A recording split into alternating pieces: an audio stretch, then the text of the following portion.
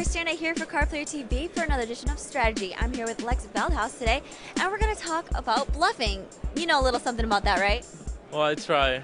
I don't know. It's kind of my way out in tournaments because I lack patience and discipline, so it works out sometimes. We all saw Lex on the ESPN airing of the World Series of Poker this summer. He bluffed so many times, so we're going to talk about it. Now, when you sit down at a table before you start playing, are you kind of looking for the players who you think you might be able to make a play on? Well, I mean, there's certainly different types of people. If somebody comes in and he sits down and he is late or whatever, and he just like puts his stack, doesn't count anything, you know, he's less likely to fold. Whereas if somebody sits down and he introduces himself to the dealer, however nice that is and polite, you know that he's either a one-timer, a tourist, and that he'll be more likely to let a hand go. So, I mean, that's kind of an exaggerated example, but it's definitely some stuff that you can look for. It's like you try to scout fearlessness, basically, and people who seem fearless, I tend to not bluff. When you do start playing, what kinds of spots are you looking for? I know this is a hard question because it's very general, but are you just looking for those weak bets and the combination of a weak bet and the weak player that you're talking about? Well, what most of the time I try to do is I use the board and the board development. So most of the big bluffs I ran in the WSOP, for instance, with the King 6, there was a certain point where an ace hit on a turn and it completed the flush.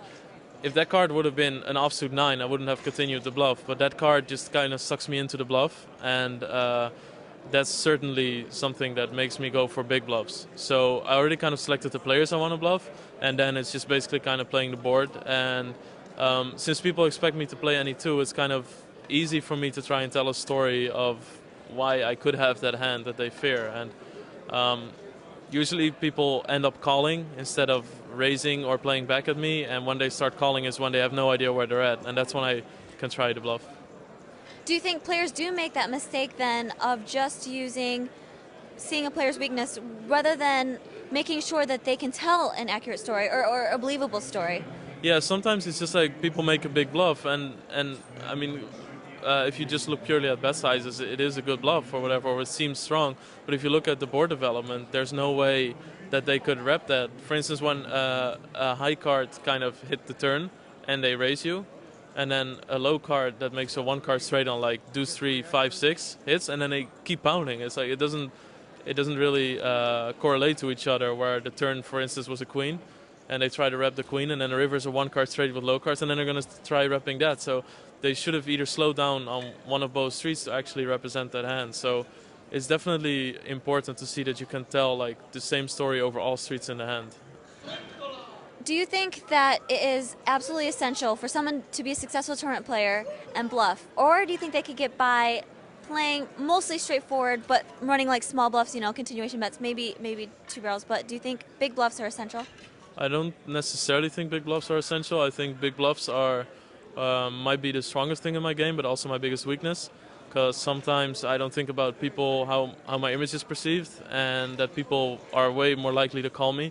So I think if you're a little tight, aggressive-ish, then I think it's better to run like 2 big bluffs a day and not show them, and then you'll get a lot of credit for it. For me, it's better to try and like use little pin pokes, and only when I'm really running good or if I'm playing tight that day, I'm trying big bluffs. But that ESPN show was definitely because people were on the ESPN featured table that it worked. Otherwise, in like a random tournament like here, it would have never worked. So, has it been difficult for you to ever feel when the table is going to start playing back at you, or when your image is just getting a little too loose for you to slow down? Has it been hard for you to find that line?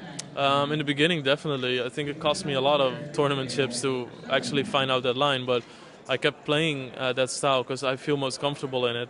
Now I definitely know when to switch gears, and sometimes I would double barrel and I don't make the big all-in bet on the river because I'm thinking he's just not going to buy it this time because the way I've been playing or something, and I just let it go at the second barrel. So yeah, it's definitely something you need to take into account and that you need to keep developing for your game. Otherwise you're just going to blindly play a bluffing game and everybody will just keep click and call, and then it's over. Thank you so much. It's definitely good stuff to think about. Thank you. Christiana with Lex Veldhuis for Card Player TV.